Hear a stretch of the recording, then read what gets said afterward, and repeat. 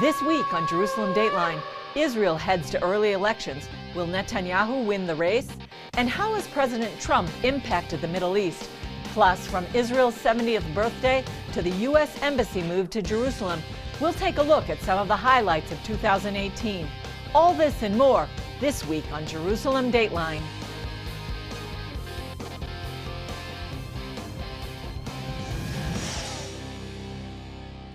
Hello and welcome to this edition of Jerusalem Dateline. I'm Julie Stahl, filling in for Chris Mitchell. 2018 has been full of highs and lows. We want to take a look at some of those stories. One of the most recent is that Israeli Prime Minister Benjamin Netanyahu's government decided to hold early national elections. They'll take place in April, 6 months before they were scheduled. Israeli Prime Minister Benjamin Netanyahu said the time is right for early elections. 6 weeks ago, when the possibility of bringing down the government was before us, I said that we have urgent security matters to deal with. I couldn't reveal then what we did a couple of weeks later, which is to start this big operation to neutralize the terror tunnels of Hezbollah. 6 weeks ago, Israel's Defense Minister Avigdor Lieberman resigned over the security situation in Gaza. And since then, the government has ruled with a shaky majority. The current government in Israel is a very thin majority of 61 out of 120. In other words, it has a difficult time functioning, and it has already been in power for almost 4 years, which means elections were inevitable. The government decided to go to early elections after it came up short in a vote for a contentious piece of legislation. And I think it's perfectly sensible to go to elections now with a complete agreement, by the way, of all the partners, complete unanimity, and a great partnership for Israel. Opposition leader Tzipi Livni said it was time for Netanyahu to step aside. Netanyahu needs to leave, and better an hour earlier, because on his way out, Netanyahu will try to destroy what is left of the Israeli democracy. But latest polls show Netanyahu achieving a solid victory in upcoming elections. The next elections in Israel are basically going to be a battle within the right wing in Israel. In other words, how far ahead Netanyahu's Likud party will come out and how much power he will have in the next multi-party coalition government. Hebrew University professor Reuven Hazan said Israel's left has lost popularity. The number one issue in Israeli politics is security, and the left over the last decade or two has hitched its platform much more to a land for peace security formula, which today with Hamas and Hezbollah and so forth is not a platform that can win a lot of votes in Israel. Throughout 2018, Israel allegedly carried out numerous airstrikes in Syria to stop the transfer of weapons to Hezbollah and prevent Iran from entrenching itself near the Israeli border. Israel hasn't confirmed its involvement in those strikes, but recently Prime Minister Netanyahu strongly hinted that Israel had been involved. And then there's the Hezbollah tunnels dug under the Israeli border. Here's more on that story. Speaking at an Israeli Air Force graduation ceremony, Netanyahu said Israel is already fighting Iran inside Syria. We're not prepared to accept the Iranian military entrenchment in Syria, which is directed against us. We'll act against it vigorously and continuously, including during the current period. I've said that we will not be deterred from doing what is necessary. Reports from Lebanon said Israeli planes targeted 3 positions that are arms depots for Hezbollah and Iranian forces based in Syria. Netanyahu said there wouldn't be a shift in Israel's actions because of U.S. troop withdrawal from Syria. President Trump's decision to withdraw the American soldiers from Syria will not change our policy. We're standing steadfast on our red lines in Syria and everywhere else. In a surprise visit to American troops in Iraq, President Trump said despite the U.S. pullout, Israel could take care of itself. And I spoke with Bibi. I told Bibi, and we give Israel $4.5 billion a year. And they're doing very well at defending themselves, if you take a look. But we'll be there for Israel. We'll always be there for Israel. I'm the one that moved the embassy to Jerusalem. Netanyahu also said as part of Israel's effort to preempt attacks, it would continue to destroy Hezbollah tunnels. The IDF announced it had discovered a fifth cross-border tunnel. It provided this footage of the inside of the tunnel and IDF work on the outside of it. The IDF also warned residents in Arabic by loudspeaker to leave the area and notified UN troops before blowing up the tunnel. The UN has said the Hezbollah tunnels are a violation of UN Resolution 1701. Coming up, Trump's impact in the Middle East. God Almighty is a God of blessing. He always wants to bless His people. But how do you get that blessing? And what principles will unlock that secret?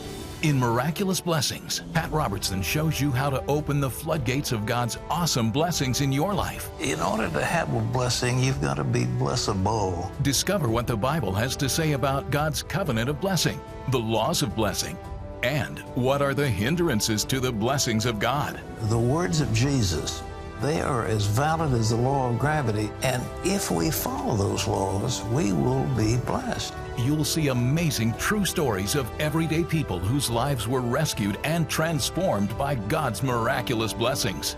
But even the doctors acknowledge that this had to be a miracle.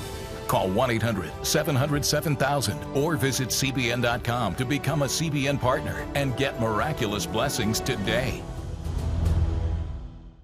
Hello, I'm Terry Newsom. Did you know there are more than 148 million orphans in the world today? 148 million. But it was 3 little girls that taught me about the plight of orphans.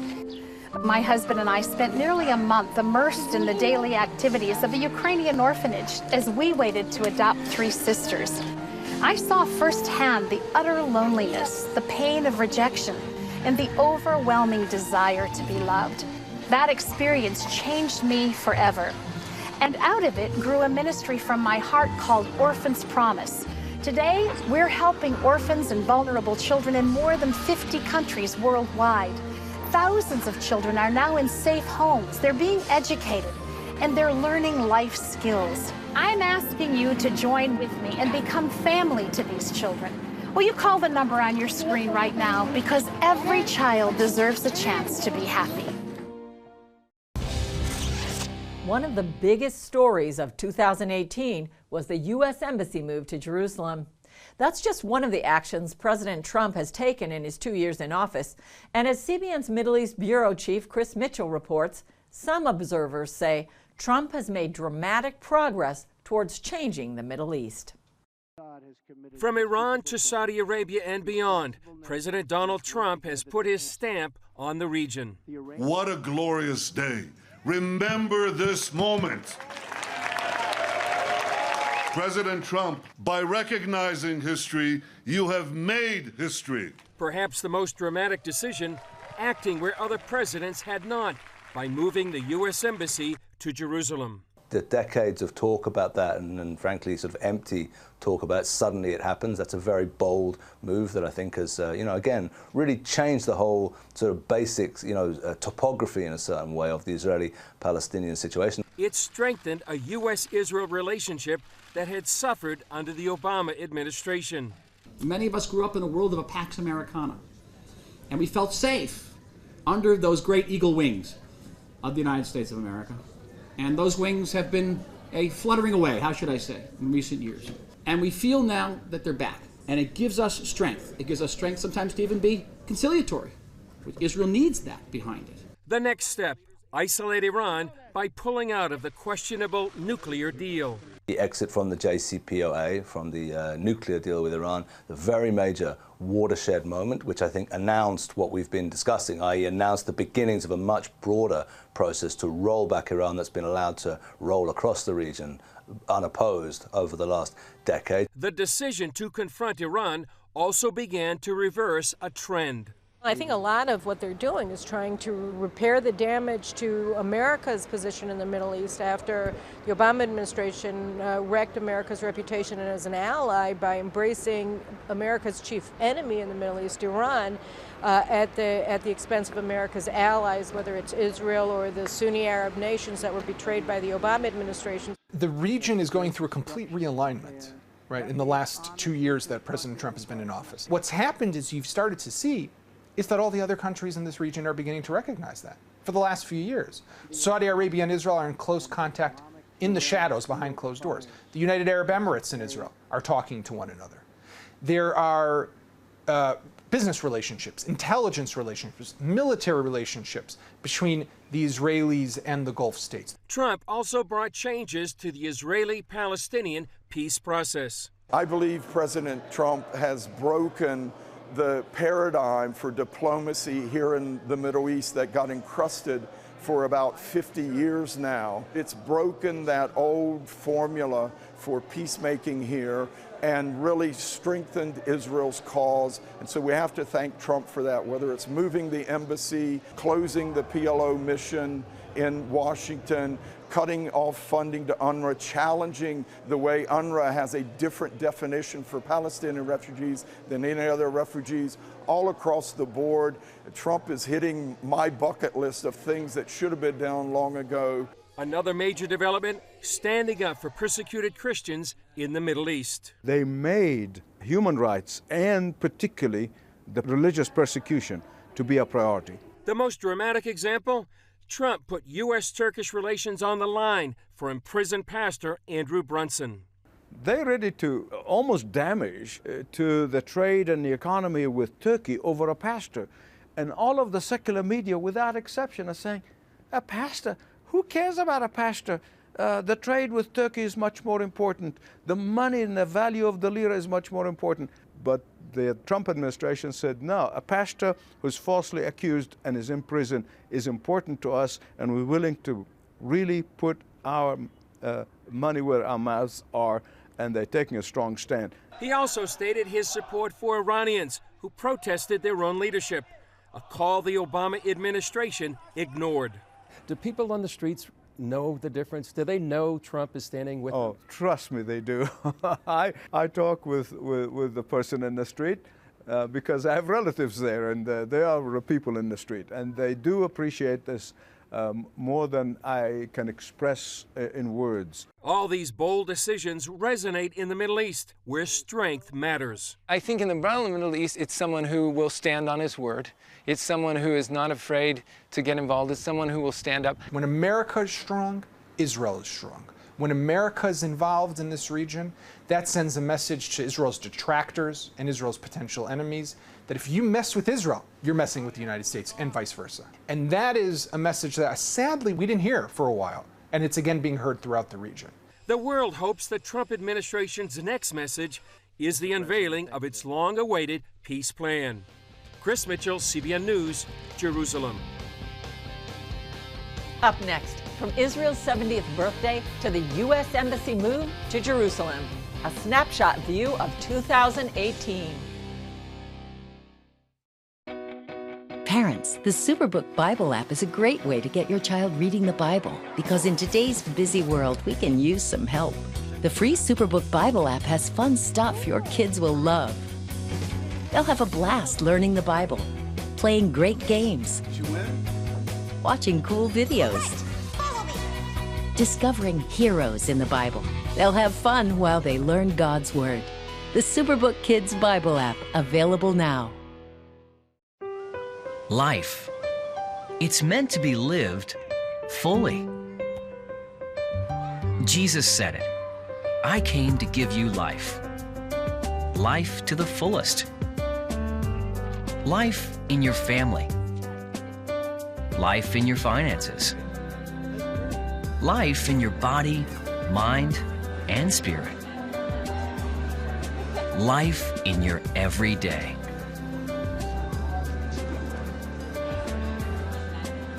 At CBN.com, we're taking what Jesus said seriously. We're here to help you discover life. Life. Live it fully. CBN.com.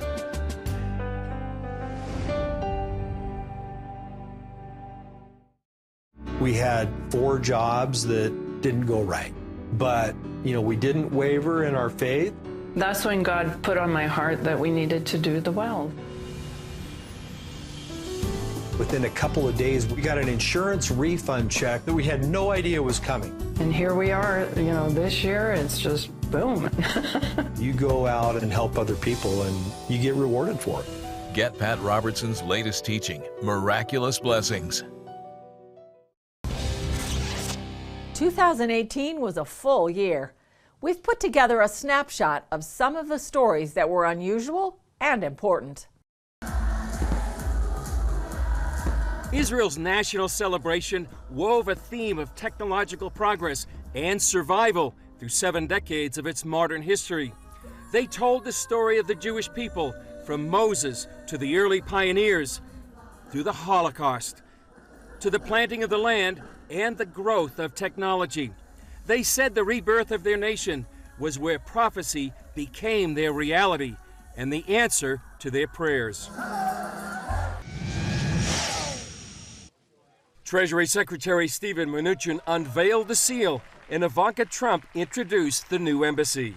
On behalf of the 45th President of the United States of America, we welcome you officially and for the first time to the Embassy of the United States here in Jerusalem, the capital of Israel. In a video, her father, President Trump, said his decision acknowledged reality. Israel is a sovereign nation with the right, like every other sovereign nation, to determine its own capital.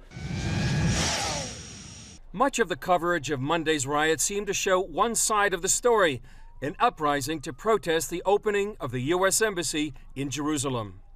Mahmoud Zahar, a senior Hamas official, said this on the Al Jazeera network. This is a clear terminological deception. So when we talk about peaceful resistance, we're deceiving the public. This is a peaceful resistance bolstered by military force and by security agencies. The videos show tire burning and wire cutting units saying their highest aspiration is to die for the sake of Allah and to cut the Zionist enemy's main barbed wire fence or to take down the border fence with the fingernails of their children. Israeli Ambassador Danny Danon called this a Palestinian cycle of death. First, they incite people to violence. Then they place as many civilians as possible, including women and children, in the line of fire to maximize civilian casualties. Then they blame Israel, and then they come here to complain to the UN. It can't get much more low-tech than this, yet the flying fire kites or balloons have caused extensive damage to southern Israeli crops and nature reserves. Ofer Lieberman is the agriculture manager at Kibbutz Niram, less than a mile from the Gaza border. In the last 6 weeks, his kibbutz has lost 250 acres of wheat, 500 acres of cow pasture, and 25 acres of trees that were older than the state of Israel. Well, tonight I'm here to tell you one thing. Iran lied. In a well-planned primetime expose, Netanyahu unveiled thousands of files and documents taken straight from Iran's secret atomic archives. We've known for years that Iran had a secret nuclear weapons program called Project Ahmad. We can now prove that Project Ahmad was a comprehensive program to design, build, and test nuclear weapons. Israel's Minister of Culture and Sports, Miri Regev, listened to history being made as Hatikva, her country's national anthem, played during the medal ceremonies following this international judo competition. That followed Israeli Prime Minister Benjamin Netanyahu's short visit to Oman, the first by an Israeli Prime Minister. Another first came when a delegation of American evangelical leaders came here to Abu Dhabi, the capital of the United Arab Emirates. What we found here in our meetings with the Crown Prince and with many senior leaders here is an extraordinary story that's almost a hidden treasure of moderation, of resistance to radical Islamism, to wanting a close relationship with the United States, and freedom of worship. Gaza terrorists launched some 400 rockets at Israel. The Iron Dome anti-rocket system struck down about 100. Some fell inside populated areas. The IDF responded by attacking some 150 Hamas and Palestinian Islamic Jihad military targets in Gaza, including a Hamas television station and governmental structures. As this more than 100-foot vessel sailed into Herzliya Harbor, dozens of other ships, boats, and even windsurfers came out to greet her. We want to show solidarity with two groups. First of all is the Christian minorities in the Middle East that are about to go extinct. And so we're trying with this sail to raise our voice to say, listen to them and to those who are left. This is the cradle of Christianity itself. And Christians are almost going extinct because they're killed for their faith. Then, where can we sail with this message?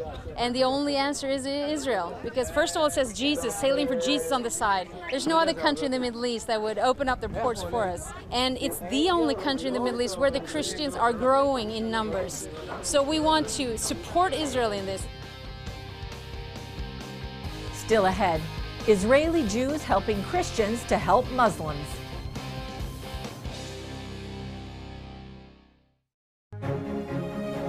When you give, smiles grow bigger. When you care, homes are happier. When you comfort, the hurt goes away. When we all come together to love, miracles happen. Hello, I'm Terry Newsom. Did you know there are more than 148 million orphans in the world today? 148 million. But it was 3 little girls that taught me about the plight of orphans. My husband and I spent nearly a month immersed in the daily activities of a Ukrainian orphanage as we waited to adopt 3 sisters. I saw firsthand the utter loneliness, the pain of rejection, and the overwhelming desire to be loved. That experience changed me forever. And out of it grew a ministry from my heart called Orphans Promise. Today, we're helping orphans and vulnerable children in more than 50 countries worldwide.